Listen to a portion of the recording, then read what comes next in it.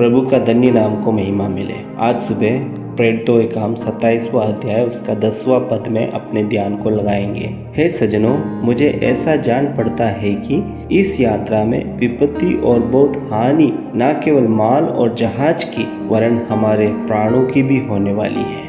इन आशीषित वचनों को आधार मानकर आने वाली विपत्ति और हानियों को पहले से जानकर जीवन बिताए, इस विषय में प्रभु में आश्रित होकर हम मनन करें। जीवन का लम्हा अर्थात आज की अवस्था नहीं होगी अगले पल और कल की। इसका मतलब आनंद दुख में बदलने और विजय पराजय में बदलने के लिए क्षण भर का समय काफी है। अचानक आए हुए कष्ट नष्ट अनेकों का जीवन बिखेर दिया है, लेकिन आने वाले कष्ट नष्ट को जानकर सतर्क होने वाले उस पर जय प्राप्त करने में सफल होते हैं। संकट के समय परमेश्वर हमारे लिए सहायता करने वाले साथी हैं, वचन हमें सिखाती है। इसका मतलब यह नहीं है कि जब हमारे जीवन में कष्ट नष्ट आए तो ही परमेश्वर के निकट आए। इसके विपरीत किसी भी क्षण कष्ट नष्ट जीवन में होने की संभावना है। इस वास्तविकता को समझकर अच्छे समय में आनंद के समय प्रभु के संग चलते हैं तो जीवन में अचानक आने वाले तूफानों के मध्य में भी हाथ न छोड़ने वाला प्रभु हमारे जीवन की नैया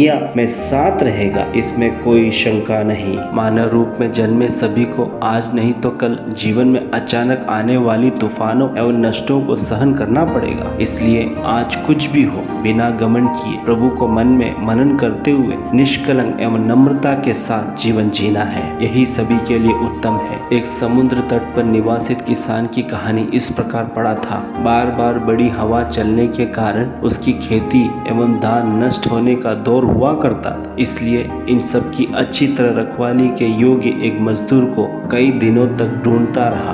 तूफानों में फंसकर नष्ट हुए बिना जानवरों जो उसकी संपत्ति है एवं खेतों को संभालना बहुत कठिन होने के कारण से कई लंबे समय तक इस मालिक की आवश्यकता अनुसार मजदूर नहीं आ पाया। लेकिन कुछ समय के पश्चात एक वयस्क व्यक्ति मालिक के पास आया और काम क्या होगा पूछकर समझने के पश्चात सब कार्य अच्छी तरह कर सकोगे, इस प्रश्न के उत्तर में उस मजदूर ने इस प्रकार कहा, तूफान के समय में अच्छी तरह सो पाऊंगा। उसका उत्तर मालिक को समझ नहीं आने पर भी काफी दिनों से कोई नहीं मिलने के कारण दाएं बाएं देखे बिना उसको काम में नियमित कर दिया। लेकिन वह व्यक्ति बड़े हिम्मत के साथ क्रमबद्ध तरीके से हर एक कार्य करते थे।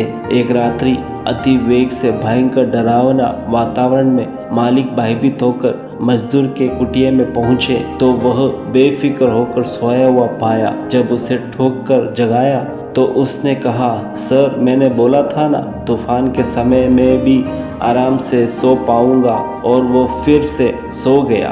उसके उत्तर से दुखित हुआ मालिक तुरंत अपने सेवकों के साथ खेत की तरफ दौड़ा तो वहां का दृश्य उसे आश्चर्यचकित कर दिया। खेतों को सुरक्षित रखने के लिए तारपाल से बांधकर सुरक्षित किया। जानवरों, मुर्गियों और अन्य सारी संपत्ति को मजबूत पिंजरा एवं पशुशाला बना हुआ पाया। सही शब्दों में बोले तो उस दिन के तूफान में इस मालिक को किसी भी चीज का नुकसान नहीं हुआ। प्रिय लोगों, यह कहानी हमें यह समझाती है प्रतिकूल परिस्थिति में नहीं सफल होने का मार्ग ढूंढना है, परंतु एक विपत्ति, हानियां और तूफान किसी क्षण हमलावर हो सकती है। यह पहले से जानकर उस पर विजय पाने के लिए हमें शक्ति देने वाला विश्वास योग्य परमेश्वर को अच्छे समय में ढूंढने के लिए परमेश्वर हमारी सहायता करे। इन वचनों से परमेश्वर हमें आशीषित करे। Have a blessed day.